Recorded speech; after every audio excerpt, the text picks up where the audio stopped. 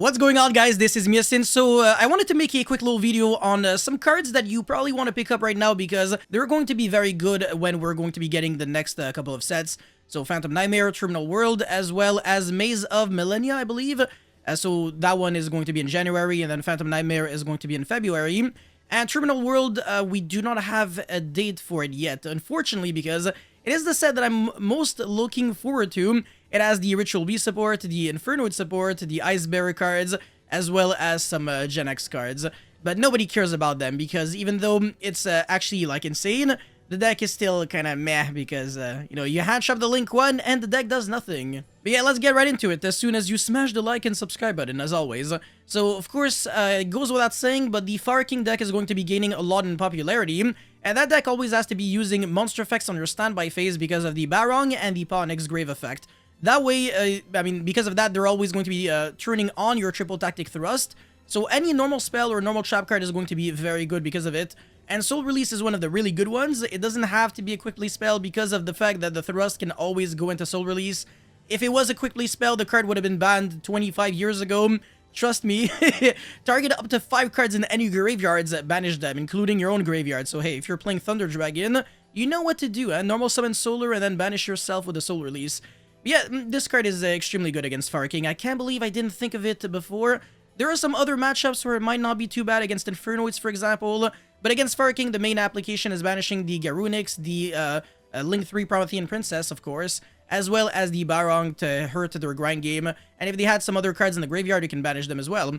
They don't really have any ways of getting back stuff from the banished, if I recall correctly.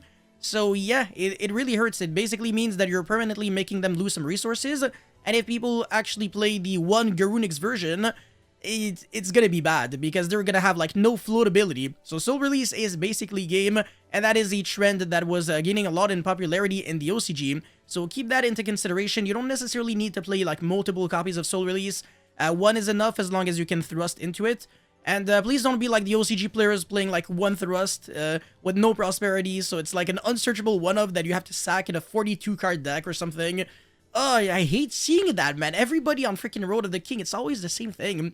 But yeah, play 3 thrust or a 2 or just not one. Yeah, just not one. But yeah, these cards are insane. And then Ultimate Slayer is also another really good card. There are a lot of nice targets that you can send. One of my favorite ones has to be Ambler Whale if you don't want to play the Link for Sunny, Trouble Sunny or something with the Sunny Snitch. Might be the other way around, now that I think of it.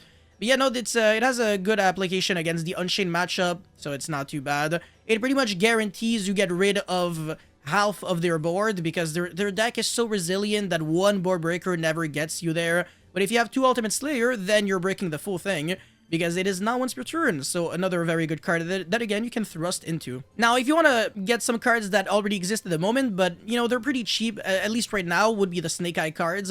These 2 monsters are super rare, so Ash as well as Oak. Ash, by the way, can search Kurikara, so Kurikara is another card that might see play in the near future, or maybe not, because some OCG decklists are not even playing it whatsoever. But it is good against Purely, and Purely is, for some reason, still seeing play in the OCG, even though the Goblin Rider deck has a very good matchup against it, because you just keep detaching the level 1 cats, and then their Expurely Noir just can't even use its effect as a quick effect anymore. So going second, it's a pretty nice day for Goblin Rider. Or Goblin Biker or something. They changed the name, I don't care. But yeah, Kurikara, not too bad, at least as a one-of, maybe in the side deck. You don't really need to, like, you know, panic and try to get this card now, who cares? And the Snake Eye monsters, these ones at least, they're not going to be too expensive because, again, they're super rares. But Ash is a very good one. This card is going to be seeing play in the Fire King deck, but not in the Rescue Ace deck because it does make you use up your normal summon. And you do need your normal summon in the Rescue Ace deck for the Airlifter. So yeah, even if you can like special summon the Hydrant, it's not going to get you far enough because you're not going to be able to access the Turbulence very efficiently. So I'm not a big fan of Ash, at least in the Rescue Ace deck, but in literally every other fire deck, this card is insane. So yeah, keep an eye out on this card and try to get it right now. And then the Flamber Dragon is absolutely correct. That one is a secret rare. It's definitely going to go up in price. That's a guaranteed because this card is going to be played in literally every good deck in next format. If your deck is playing with fire cards, it's playing with Promethean Princess. If you're playing with Promethean Princess, then you're playing with the Snake Eyes. And the Snake Eyes, they only really exist, honestly, because of Flambers. This card is literally a custom card. Everything about it is insane. The fact that you can place a monster on the field or in either graveyard in the spell and trap zone, the fact that on your opponent's turn you can revive it back on your field, and then the fact that when it's sent from the hand or field to the grave, you get to revive back 2 level 1 fire monsters from your grave. Doesn't negate the effect. Like, what the... Are you kidding me? It's even better in the Infernoid deck because you actually get to revive back your Decatrons and you do so much. So Flamber is ridiculously cracked, and if you want to get some quarter century secret rares while you still can, yeah, now is the time. Now in Phantom Nightmare, we're also going to be getting another very relevant tier 1 deck, which is going to be Silent Forcer, a very good ritual deck for sure. And this deck can use a pre-preparation of rights, so this card will definitely see play in that deck, maybe as a 2 or 3 of. And Odd Eyes Pendulum Dragon is a very, very good card, and I don't think a lot of people even know that it exists.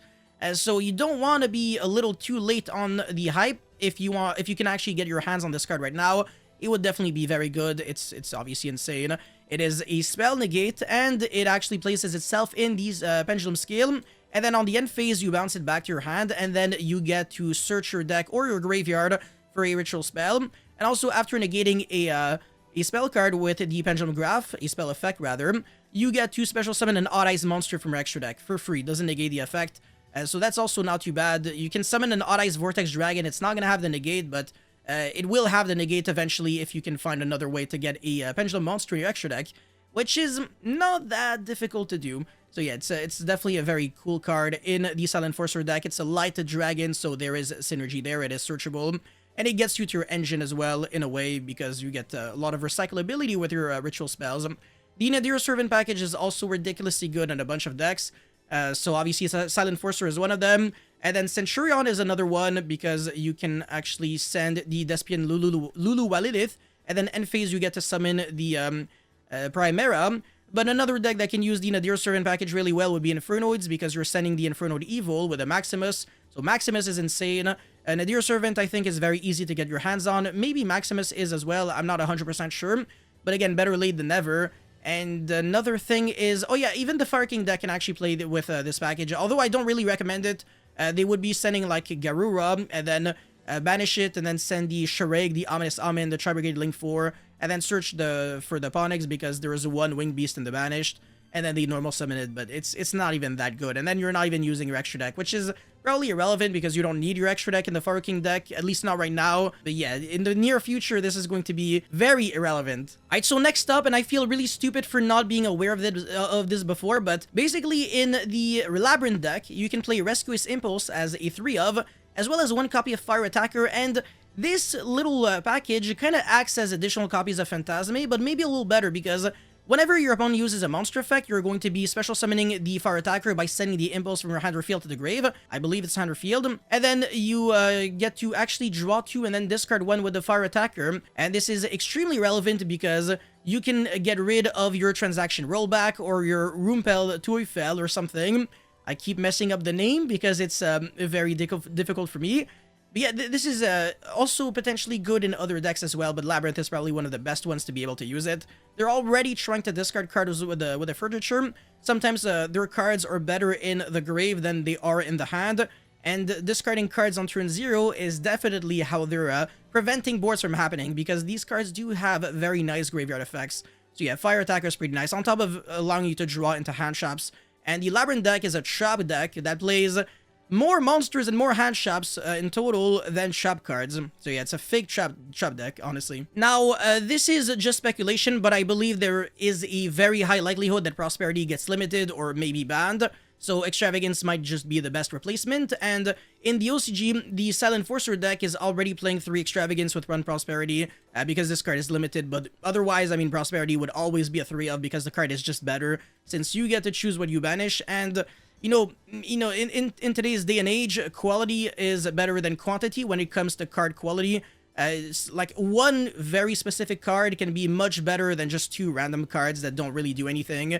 But Extravagance might just become the new replacement for Prosperity. So if you don't have this card already, try to get it now. Now, if you do plan on potentially playing Pendulums in the future, the Super Heavy Samurai engine is an engine that you absolutely must have. It's really good in the Magispector deck. Fixes a lot of issues. And there might also maybe be a world in which Electrum gets unbanned because they do have to push the Supreme King Magician cards. They're already very good in the OCG. They do have Electrum over there, but they also do have Maxi. In here, though, we don't have Maxi, so if we get back Electrum, this deck is going to be insanely overpowered, and you really don't want to be late on having Super Heavy, the Super Heavy Samurai cards. And Kirin is another card that is very likely to get unbanned because of the new Magic Spectre support, so that's also very relevant. And finally, another card, or rather another engine, not really an engine, but another deck that you want to already have for Phantom Nightmare would be the Raid Raptor deck because the new support is insane. Alright, so now for the individual cards, I mean, World Sea Dragon, Zealantis, and Raging Phoenix are a part of a one-card OTK. Very easy to achieve, and you're also breaking through a board when you're doing that. And it's very easy to do through a Droll and Logbird. The card does nothing. So yeah, these cards, you absolutely need to make sure that you have them regardless of the fire deck that you're trying to play. It's not specific to Salamangreat, like you don't have to use its effect to search a Salamangreat card. Nobody cares about that, you only care about the graveyard effect. And World Sea Dragon Zealantis, basically you're trying to link off the Raging Phoenix into that, because it's kind of like a Link 1 for Link 4 monsters. You just turn any Link 4 into this and you're good to go. So yeah, Zealantis is very good for that OTK with Promethean Princess and Raging Phoenix. Ambler Will is another decent card that already exists at the moment and is going to see much more play. Ultimate Slayer also makes it a little better. And then I already talked about Despian Walilith. And then another card that is going to be very good just generically, even Rescuers might want to choose to play it, would be the Neo Tempest Terahertz, the Firewall Dragon. Basically, there's going to be a new very good Cyrus monster that you can send with the Terahertz. On top of already having Cyrus the Zabworm and Meteorologic Aggregator, the rank 9 Xyz monster, we're also going to have the Enigmaster Pagbit. This card is very good in a bunch of Cyrus decks, not just, you know, like, I mean, yeah, Mathmech is like the best one to be able to use it. They can hard synchro summon it, or they can send it with the Terahertz, but Centurion can also play Enigmaster Pagbit, because the monster that you're placing back from the field or graveyard into the spell and trap zone is treated as a continuous trap card. So another very good target for the Nadir Servant package. So yeah, very good card at breaking boards going second, or when you're already setting up a board, you get to send this from your extra deck to the graveyard on your opponent's turn with the Terahertz, and then interrupt your opponent with this card, so it's very good. And yeah, again, Cyrus the Zabworm is a Spell Trap card negate, so this card is a double interruption on its own. If you can summon a Link 5 monster, you are going somewhere. And yeah, just a final reminder that the Ice Barrier, Infernoid, and Ritual Beast decks are going to be the most relevant decks from Terminal World, but we're not necessarily sure when we're going to be getting them. And I want to say the two best guards from Maze of Millennia would be Bonfire and Transaction Rollback. So yeah, definitely keep an eye out on these two cards. The rest is actually pretty bad, honestly, I'm not gonna lie. But yeah, these two cards are insane. Anyways, that's all I had for this video, guys. Thank you so much for watching. Don't forget to like and subscribe, and let me know your thoughts about these cards in the comment section below, and I'll see you guys very soon. Peace.